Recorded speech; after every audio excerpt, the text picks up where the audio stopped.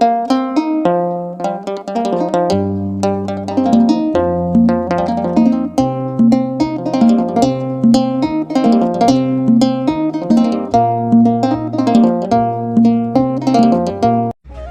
بسنك دخمتي ويكا أنا بسنك قلتي عبس أمي تسنك ونيل كانت تشجر سب بحق بلك هاللخون እግዚአብሔር አምላኽ ማዕረኽ እንዳይለዋህን ፈቃርን ምዃኑ ክትፈልጥሲ ካብ ሶኒ ዘለዎ ክሳብ ዓርብ ዝርከባ ናይ ሕማማት ግዜ ወይ ድማ ናይ ስግዳን ግዜ መጺኻ እንደብልብለምኖ እግዚአብሔር አምላኽ ከም ጾምካ ክሓስበልካ እዩ ንስኻ ይትበል እንሆ ጾም 40 ዝኣክል ኣይጾምኩን ከምኡ ይኮነን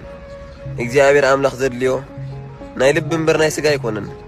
ልዕሊ 2000 ሰጊዱ ንእግዚአብሔር አምላኽ ዝልምን እታ ናትካ ናይ ልቢ ሓንቲ ጸሎት ኣብ ቅድሚ እግዚአብሔር ብቕዕት እያ ስለዚ ንስኻ ይጾምካን ጸገም የብሉን እታን ካብ ሰኒ ጀሚረን ክሳብ ዓርቢ ዝውዳእ ናይ ሕማማት ግዜ ብልቢ መጺኻን ንእግዚአብሔር አምላኽ ለምኖ እግዚአብሔር አምላኽ ልክዕ 55 መዓልቲ ጾም ሰባት ክሓስበልካ እዩ